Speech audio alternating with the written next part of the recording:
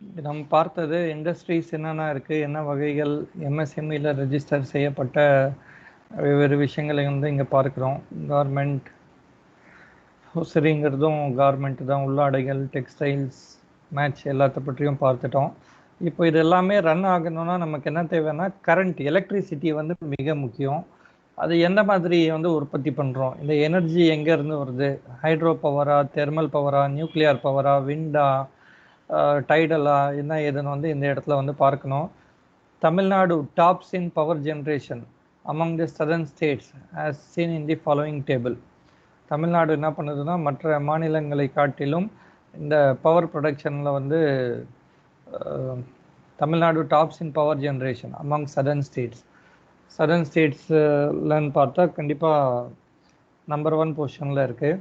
Installed capacity of power utilities in எவ்வளோ தனித்தனியாக கொடுத்துருக்காங்க. தமிழ்நாடு 26,865 மெகாவாட் உற்பத்தி பண்ணுது.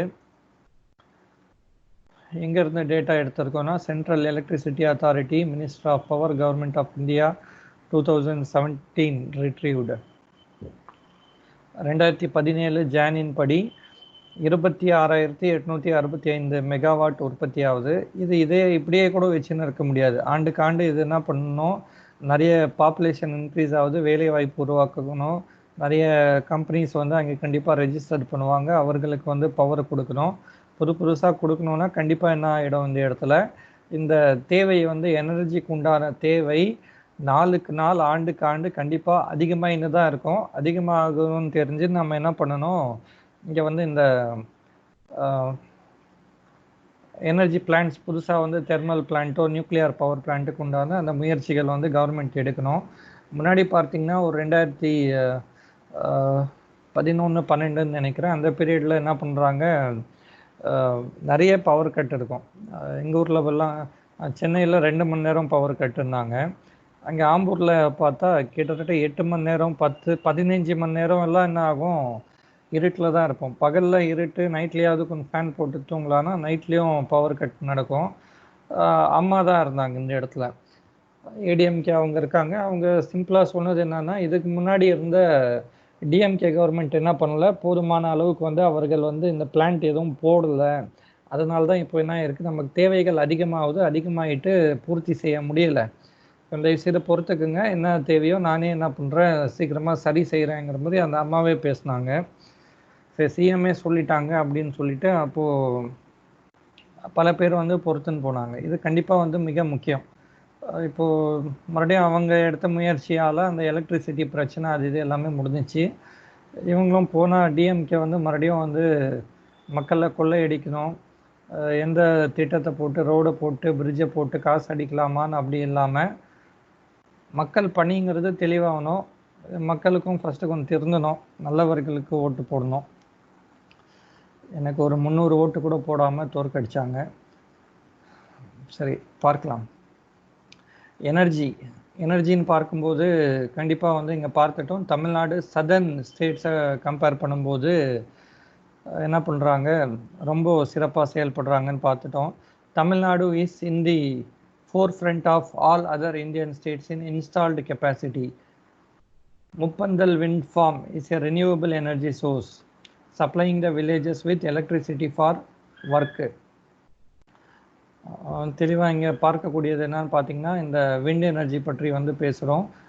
இந்த இடத்துல இருக்கக்கூடிய முப்பந்தல் என்கிற இடத்துல இருக்கக்கூடிய, ஏற்கனவே நமக்கு இது தெரியும், விண்ட் எனர்ஜி என்பது வந்து ரினியூவபிள் எனர்ஜி சோர்ஸ் தான். அதனால் வந்து என்விரான்மெண்ட்க்கு எந்த விதமான பெரிய பாதிப்பெல்லாம் வந்து கிடையாது. காற்று நம்ம ஒரு முறை யூஸ் பண்ணிட்டா காணாமல் போயிடும் அப்படின்னும் இல்லை. அது என்ன பண்ணுது, பக்கத்தில் இருக்கக்கூடிய வில்லேஜஸ்க்கு வந்து கரண்ட் கொடுக்குதுன்னு ஒரு இடத்தை பற்றி வந்து இங்கே பேசியிருக்காங்க.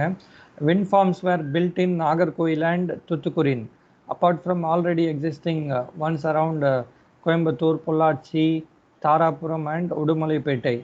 These areas generate about half of India's 2000 megawatt of wind energy, or 2% of total power output of India. இங்கே வந்து சில இடங்கள் வந்து கொடுத்து வச்சுருக்காங்க, விண்ட் ஃபார்ம்ஸ் எங்கெல்லாம் இருக்குது அப்படின்னு கொடுத்துட்டு.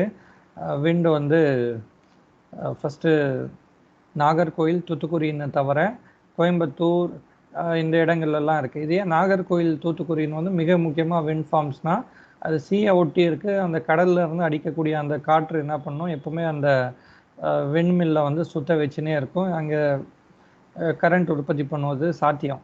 இதே நான் கொண்டு வந்துட்டு ஒரு வேலூர்லையோ அல்லது வந்து கிருஷ்ணகிரியில் வந்து விண்மில் வைக்க முடியுமா அப்படின்னா, அந்த அளவுக்கு அங்கே காற்று சுத்தம்.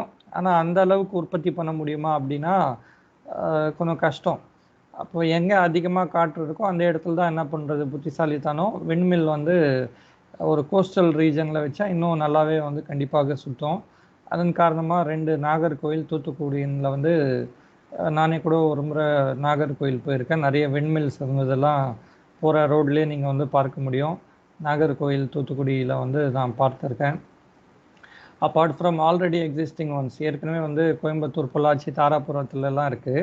இப்போ இந்த விண்மில் என்ன பண்ணுது அப்படின்னு பார்த்தா, these areas generate about half of India's 2000 megawatt of wind energy. 2000 megawatt of Indian, மொத்தமாக இந்தியாவிலே உற்பத்தி ஆகிறது எவ்வளோன்னு கொடுக்குறான்னா 2000 மெகாவாட்டு. இதில் வந்து பாதி எங்கே வருதுன்னா இந்த ஏரியா தான், தமிழ்நாட்டில் இருக்கக்கூடிய இந்த ஏரியா தான் என்ன பண்ணின்னு இருக்குது, இந்த விண்ட் எனர்ஜியை வந்து உற்பத்தி பண்ணுது. இது விண்ட் எனர்ஜி மட்டும் 2000 மெகாவாட். அடுத்தது பார்த்தா மொத்தமாக எனர்ஜி அப்படின்னு எடுத்தால், மொத்த எனர்ஜியில் விண்ட் எனர்ஜியுடைய கான்ட்ரிபியூஷன் எவ்வளவு அப்படின்னு பார்த்தா 2%. 2000 மெகாவாட் 2% அப்படின்னு வருது இந்த இடத்துல. மொத்த அவுட்புட்னா இதில் என்ன பண்ணுறோம், அது தெர்மலாக இருக்கும், நியூக்ளியராக இருக்கும், எல்லாமே சேர்த்து கிட்டத்தட்ட ஒரு 1,00,000 மெகாவாட் உற்பத்தி ஆகும். அதில் 2000 மெகாவாட்டு தான் விண்டில் இருந்து வருது. அதன் காரணமாக 2% of energy contribution comes from wind farm. சரி, இது பொதுவாகவே வந்து பேசிட்டோம். விண்டை பற்றி வந்து கொடுத்துருக்காங்க. அடுத்தது வந்து நியூக்ளியர் எனர்ஜி அப்படின்னு பார்க்கும்போது, நியூக்ளியர் எனர்ஜியில் வந்து கல்பாக்கம் நியூக்ளியர் பவர் பிளான்ட் மிக முக்கியம். ரொம்ப முன்னாடியிலிருந்து இருக்கக்கூடியது கல்பாக்கம் பிளான்ட்டு. அடுத்தது கூடாங்குளம் வந்து இப்போது ரஷ்யாவினுடைய உதவியோடு 2 யூனிட்ஸ் அங்கே போட்டோம். கூடாங்குளம் இன்னும் ரஷ்யா வந்து அங்கே கன்ஸ்ட்ரக்ஷனில் இருக்குது. சில யூனிட் வந்து இங்கே மறுபடியும் வந்து ரஷ்யா கூட ஒப்பந்தங்கள் நடந்திருக்கு. நியூக்ளியர் அப்படின்னு சொல்லும்போது இந்த அணு உலைகளில் என்ன பண்ண போகிறோம், யுரேனியம் யூஸ் பண்ணிவிட்டு நியூக்ளியர் ஃபிஷன் ரியாக்ஷன், அணுக்கரு பிளவு என்கிற ரியாக்ஷன் நடக்கும். யுரேனியத்தை என்ன பண்ணுறது, ஒரு நியூட்ரான் வச்சு பம்பார்ட் பண்ணி யுரேனியம் வந்து பேரியமாகவும் கிரிப்டானாகவும் உடையும். 3 நியூட்ரான் கொடுக்கும், plus enormous huge amount of heat உருவாகுது. அந்த ஹீட்டை யூஸ் பண்ணி தண்ணியை பாயில் பண்ண வச்சு அங்கே ஹெவி வாட்டர் யூஸ் பண்ணுவோம்னு நம்ம பார்த்துருக்கோம். டியூட்டீரியம் ஆக்சைடு D2O யூஸ் பண்ணுவோம் H2Oக்கு பதிலாக. அதிகமான வெப்பத்தை வெளியே கொண்டு வரும். அதை வச்சு ஸ்டீம் உற்பத்தி பண்ணி டர்பைன்ஸை சுற்ற வச்சு கரண்ட் உற்பத்தி பண்ணக்கூடிய ஒரு பிளான்ட்டு தான் பார்த்திங்கன்னா இந்த நியூக்ளியர் பவர் பிளான்ட் என்பது. கூடாங்குளத்தினுடைய கெப்பாசிட்டி என்ன, கூடாங்குளம் மொத்தமாக வந்து 1834 மெகாவாட்டு, தனித்தனி யூனிட்னு பார்த்தா 917 × 2. அடுத்தது கல்பாக்கமில் பார்த்தா மொத்தமாக 470 மெகாவாட்டு, ஒரு யூனிட் பார்த்திங்கன்னா 235 மெகாவாட். இது ரொம்ப முன்னாடி போடப்பட்ட யூனிட் கல்பாக்கம் என்பது. இது கம்ப்ளீட்டாகவே யுரேனியம் பேஸ் பண்ணி கரண்ட் எடுக்கக்கூடியது. கல்பாக்கமில் ரிசர்ச்சர்ஸ் வந்து தோரியம் யூஸ் பண்ணி எடுப்பதற்கு அங்கே நடந்துன்னு இருக்குது. Fast breeder reactor technology, FBRT என்கிற டெக்னாலஜி வந்து அங்கே ரிசர்ச்சில் இருக்குது அப்படின்னு வந்து ஏற்கனவே பேசியிருக்கேன் நான். நியூக்ளியருக்கு அடுத்தபடியாக தெர்மல் பவர் அப்படின்னு எடுத்தால்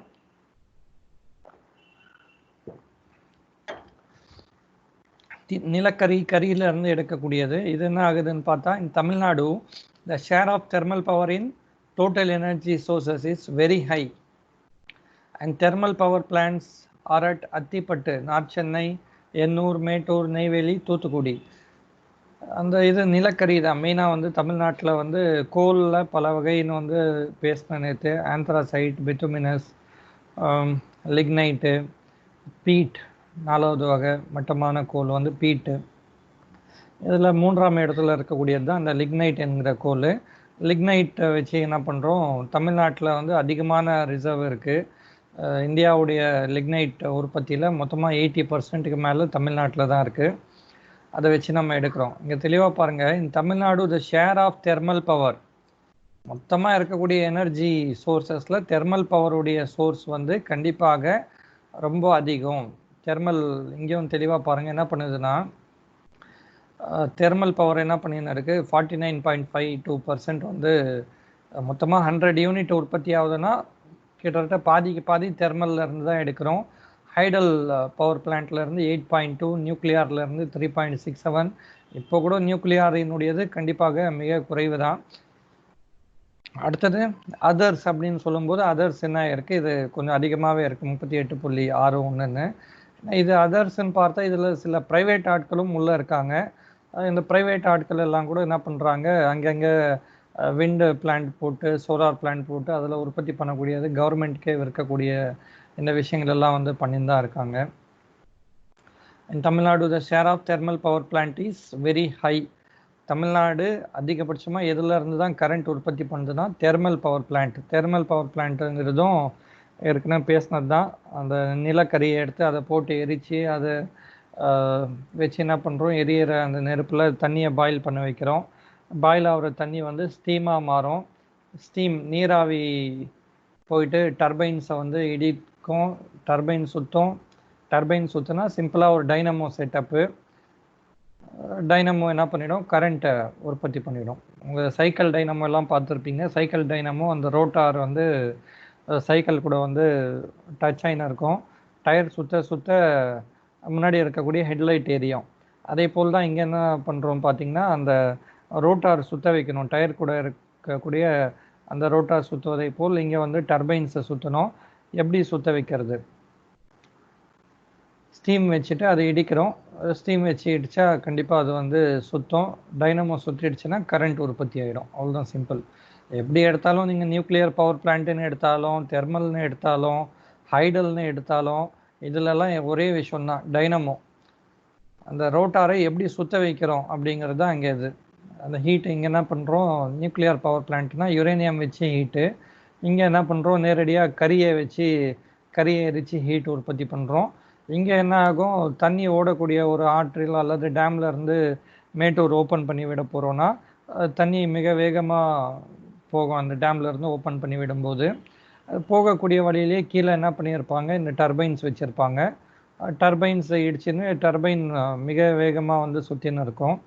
அது சுற்ற சுற்ற கீழே இருக்கக்கூடிய அந்த டைனமோ செட்டப் வந்து கரண்ட்டை உருவாக்கி கொடுத்துடும்.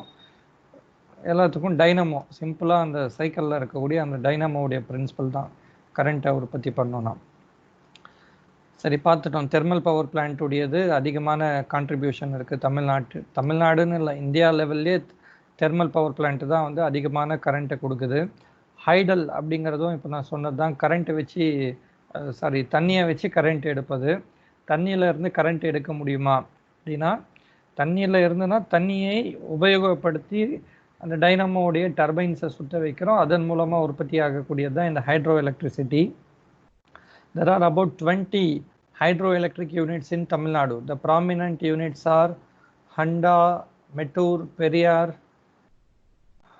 Maravakandi, Parsan Valley, etc. தமிழ்நாட்டில் இருக்கக்கூடிய சில இடங்களை வந்து கொடுத்துருக்காங்க, எங்கெல்லாம் வந்து ஹைட்ரோ எலக்ட்ரிசிட்டியை வந்து உற்பத்தி பண்ணுறோன்னு. ஹைட்ரோ அப்படின்னு பார்க்கும்போது எவ்வளோ இருக்குது, 8.2%. கிட்டத்தட்ட தெர்மல் முதல் இடம், அதர் சோர்சஸ்ன்னு கொடுத்துட்டாங்களே மொத்தமாக இந்த விண்டு சோலார் இதெல்லாம் வந்து 38.61. மூன்றாம் இடத்துல இந்த ஹைடல் எலக்ட்ரிசிட்டி இருக்குது. சொல்லப்போனால் நியூக்ளியர் பவர் பிளான்ட்டை விட இது என்ன பண்ணின்னு இருக்குது, கிட்டத்தட்ட ஒரு இது 3.6, 2 மடங்குக்கு மேலே கண்டிப்பாக பண்ணின்னு இருக்குது. நியூக்ளியரை விட ஹைடல் எலக்ட்ரிசிட்டி 2 மடங்குக்கு மேலேயே வந்து பவர் வந்து நம்ம உற்பத்தி பண்ணுறோம். சோலார் எனர்ஜி, இது பற்றியும் நம்ம முதல் யூனிட்லேயே கொஞ்சம் வந்து பேசணும். 2 வகையாக வந்து சோலார் எனர்ஜி வந்து நம்ம சஸ்டைனபிள் டெவலப்மெண்ட்டுன்னு பார்த்து அந்த யூனிட்டில் பார்த்தோம். ஒன்று வந்து சோலார் பேனல்ஸ் வச்சுட்டு, சோலார் செல்ஸ் அந்த பேனல்ஸ் வச்சுட்டு நம்ம கரண்ட் உற்பத்தி பண்ணுறது. இன்னொன்று வந்து சன்லைட்டை வந்து ஒரு இடத்துல கான்சென்ட்ரேட் பண்ணி கரண்ட் எடுப்பது அப்படின்னு வந்து நம்ம பார்த்தோம். ரெண்டுமே சோலார் எனர்ஜி தான். Tamil Nadu tops in solar power generation in India as in the following table. தமிழ்நாட்டில் என்ன ஆகுதுன்னா, 1590.97 மெகாவாட் வந்து உற்பத்தி ஆகுது. அதுக்கு அடுத்த மாநிலங்கள்னு எல்லாமே தெளிவாகவே கொடுத்துருக்காங்க. ராஜஸ்தானில் 1317.64, குஜராத்தில் 1159.74. ராஜஸ்தான் வந்து நமக்கு தெரியும், ஹீட்டு, பாலைவனம் கண்டிப்பாக அதிகமாக இருக்கக்கூடிய இடம், அங்கே போட்டிருக்காங்க. குஜராத்தும் கிட்டத்தட்ட அதை போல ஒரு கிளைமேட் தான். அடுத்தது பார்த்தா நம்ம கீழே இருக்கக்கூடிய மாநிலங்கள், கொஞ்சம் டெவலப்மெண்ட் அதிகமாக இருக்கக்கூடிய மாநிலங்கள், தெலுங்கானா, ஆந்திரான்னு வந்து இவர்களும் என்ன பண்ணியிருக்காங்க, சோலார் எனர்ஜிக்கு வந்து போகிறாங்க. Tamil Nadu, Southern Tamil Nadu is considered as one of the most suitable regions in the country for developing solar power plant. ஏன்பா இது சதர்ன் தமிழ்நாட்டில் அப்படி என்ன இருக்கு, இங்கே ஏன் சோலார் பவர் பிளான்ட் வந்து போட முடியும்? இருக்கீங்களா? இது வந்து தமிழ்நாடு வந்து கொஞ்சம் வெப்பம் அதிகமா இருக்கும். நார்த் இந்தியாவை கம்பேர் பண்ணும்போது சவுத் சைடு வந்து அதிகமா இருக்கும். Super, correct. எப்படி சொல்லுங்க, இது என்ன ஆகுதுன்னா ஈக்குவேட்டாருக்கு மிக பக்கத்தில் இருக்கக்கூடிய இடம்னு பார்த்தா தமிழ்நாடு. மேலே டெல்லி அது இதுன்னு நீங்கள் பார்க்கும்போது ஈக்குவேட்டாரை விட்டு அது பின்னாடி போயிடுது. இது ஈக்குவேட்டாருக்கு பக்கத்துலேயே இருக்குது. அதன் காரணமாக தான் இங்கே என்ன பண்ண முடியுதுன்னு பார்த்தீங்கன்னா, தமிழ்நாடு உண்மையிலே வந்து மோஸ்ட் சூட்டடு ஃபார், இங்கே இருக்கக்கூடிய வெப்பம், சன்லைட் அதிகம்.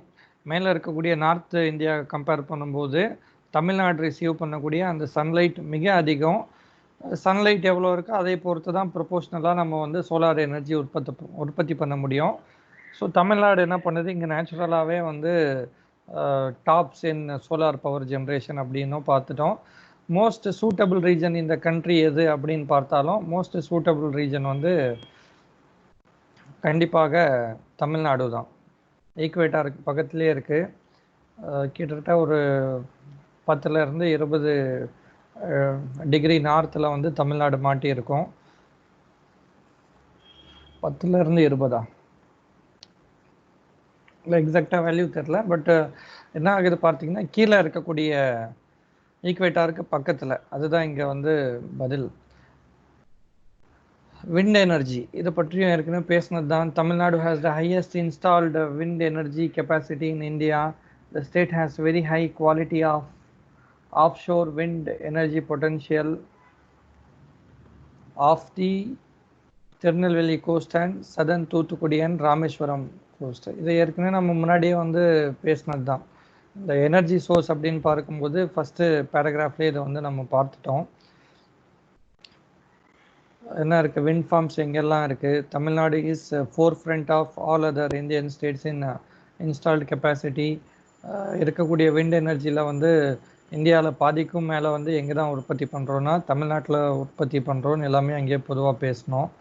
அதுதான் இங்கே சொல்கிறோம், has highest installed wind energy capacity in India. பார்த்துட்டோம், பாதிக்கும் மேலேனா ஹையஸ்ட்டு கண்டிப்பாக தமிழ்நாடு தான் வரணும். த state has very high quality of sure wind energy.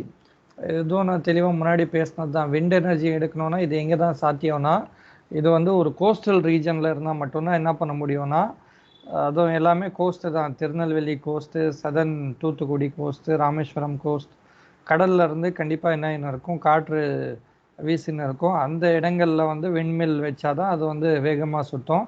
அது எவ்வளோ வேகமாக சுற்றுதோ உங்கள் சைக்கிள் டயர் மாதிரி தான். டயரை எவ்வளோ நீங்கள் வேகமாக சுற்றுறீங்களோ அதுக்கேற்றாற் போல் வெளிச்சம் அதிகமாக இருக்கும். மெதுவாக சுற்றுனா கொஞ்சம் டிம்மாக லைட் எரியும். இங்கே என்ன ஆகுது, காற்று அதிகமாக இருக்குன்னா அது ரொம்ப வேகமாகவே சுற்ற வைக்கும். ரொம்ப வேகமாக சுற்ற ப்ரொபோஷ்னலாக எனர்ஜி வந்து அதிகமாக கிடைக்கும். Coastal regions are best suited for producing wind energy. அவ்வளோதான் இங்கே இருக்கக்கூடிய பாயிண்ட்டு. அதுதான் இது முடியுது. இந்த இடத்துல எனர்ஜி என்கிற டாபிக் வந்து முடிச்சிட்டோம். அடுத்தது கடைசியாக சர்வீசஸ் மட்டும் இது முடிச்சா முடியுது.